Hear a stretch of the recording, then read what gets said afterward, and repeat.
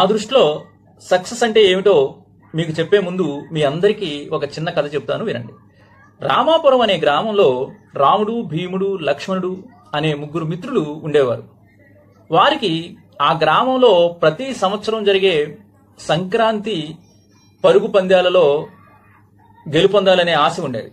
ఆ ఆశతో ఆ ముగ్గురు కూడా ఒక గురువు గారిని ఆశ్రయించి శిక్షణ పొందుతూ ఉంటారు. ఆ గురువు గారు రాముడికి, భీముడికి, లక్ష్మణుడికి సమానంగా ఒకరికి ఎక్కువ ఒకరికి తక్కువ అనే భేదం లేకుండా శిక్షణ ఇస్తూ ఉంటారు. ఈలోపు సంక్రాంతి రానే వచ్చింది. పరుగు పందాలు గ్రామ పెద్దలు పెడతారు. ఆ పరుగు పందెంలో రాముడు, భీముడు, లక్ష్మణుడు కూడా పాల్గొంటారు.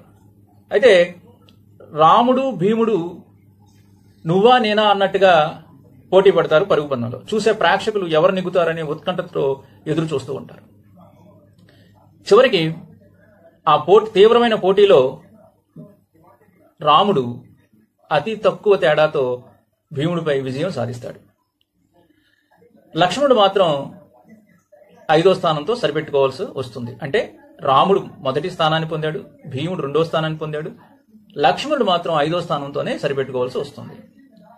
పరుగు పందెం ముగిసిన తర్వాత ముగ్గురు కూడా గురువు గారిని కలుస్తారు. గురువు గారు వాళ్ళ ముగ్గురి ముఖ కవలికలను పరిశీలిస్తాడు. రాముడు కొంచెం అలసటగా కనిపిస్తాడు. భీముడు ఎప్పుడు మామూలుగానే ఎటువంటి తేడా లేకుండా కనిపిస్తాడు. లక్ష్మణుడు నిరుత్సాహంగా కనిపిస్తాడు. గురువుగారు వాళ్ళ ముగ్గురితో ఈ రోజుకి ఇక్కడే విశ్రాంతి తీసుకొని వెళ్ళండి అని ముగ్గురికి 3 వేరువేరు గదులు ఇచ్చి విశ్రాంతి తీసుకోమంటాడు. భోజనం చేసిన అనంతరం గురువుగారు రాముడిని, భీముడిని, లక్ష్మణ్ణి ఒకరికి తెలియకుండా ఒకరిని కలుస్తారు. ముందుగా గురువుగారు రాముణ్ణి కలుస్తారు. అప్పుడు రాముడు గురువుగారితో ఈ రోజు పరుగు పందెంలో నేను భీముడితో అతి తక్కువ తేడాతో మాత్రమే నెగ్గాను. అంటే వచ్చే రాష్ట్ర పరుగు పందెంలో నా శక్తియుక్తులు ఏమాత్రము సరిపోవని తెలిసింది. అందుకనే కొద్దిగా విచారంగా ఉన్నానని బాధపడతాడు. ఆ తర్వాత గురువుగారు భీముడి గదిలోకి వెళతాడు. భీముడు గురువుగారితో, గురువుగారు మీరు చెప్పిన అన్ని మెలకుల్ని పూర్తిగా పాటించాను. భగవంతుడు నాకు ఇచ్చిన పూర్తి శక్తియుక్తుల్ని నేను ఉపయోగించి రాముడితో పోటీ పడ్డాను. మొదటి విజేతకి నేను పోటీ ఇచ్చినందుకు సంతృప్తిగా ఉంది అని గురువుగారితో చెప్తాడు. ఆ తర్వాత గురువుగారు లక్ష్మణ్ణి కలుస్తారు. లక్ష్మణుడు గురువుగారు ఈ రోజు నేను నిర్లక్ష్యంగా వ్యవహరించి పరుగును చాలా ఆలస్యంగా ప్రారంభించాను పందెంలో. అందువలన నేను 5వ స్థానానికే పరిమితం అయ్యాను. అంటే నా శక్తియుక్తుల్ని ఏమాత్రం నేను ఉపయోగించుకోలేకపోయాను. అందుకనే నేను బాధపడుతున్నానని చెప్తాడు. ఆ తర్వాత ముగ్గురిని కూడా విశ్రాంతి తీసుకోమని ఉదయమే కలవమని గురువుగారు వాళ్ళ ముగ్గురికి చెప్పి తన గదిలోకి వెళ్ళిపోతాడు. ఉదయమే లేచి గురువుగారిని ముగ్గురు కలుస్తారు. అప్పుడు గురువుగారు వాళ్లతో రాముణ్ణి, భీముణ్ణి, లక్ష్మణ్ణి చూసి నాయనలారా దగ్గరికి రండి.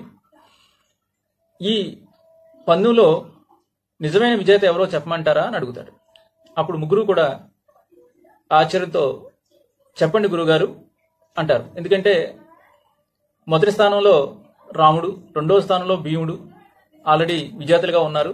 మళ్ళీ నిజమైన విజేత ఏమిటి అనే అనుమానంతో గురువుగారి వైపు చూస్తూ ఉంటారు. గురువుగారు వాళ్ళని చూసి ఈ విధంగా చెప్తాడు. గురువుగారు ఆ ముగ్గురితో ఇలా అంటారు. లక్ష్మణుడు స్వయంకృతాపరాధంతో సరైన పోటీ ఇవ్వలేకపోయాడు. స్వయంకృతాపరాధాన్ని మించిన వాటమి లేదు. కాబట్టి లక్ష్మణుడు నిజమైన విజేత కాదు. నిజానికి రాముడే న్యాయ నిర్ణేతల దృష్టిలో, ప్రేక్షకుల దృష్టిలో విజేత. కాని రాముడు తనకు గట్టి పోటీ ఇచ్చిన భీముడి గురించి, వచ్చే రాష్ట్ర స్థాయి పోటీల గురించి ఆలోచించి భయంతో అశాంతికి లోనైనాడు. అంటే రాముడికి ఈ విజయం సంతోషాన్ని ఇవ్వలేదు. సంతోషాన్ని ఇవ్వని విజయం ఎప్పటికీ నిజమైన విజయం కాదు.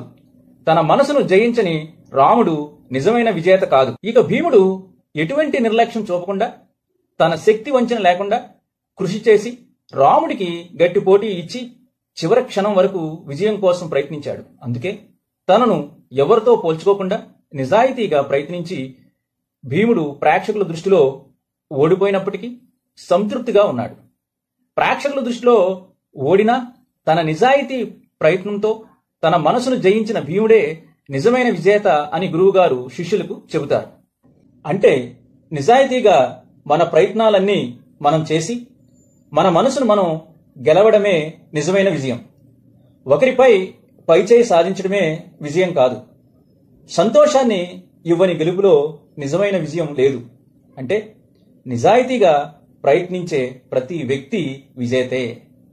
తన మనసును జయించి నిజాయితీతో సంతృప్తిగా జీవించే ప్రతి వ్యక్తి జీవితం విజయవంతమైన జీవితమే. నిజాయితీగా ప్రయత్నించి పూర్తి చేసిన ప్రతి పని విజయవంతమైన పనే. ఫలితం ముఖ్యం కాదు.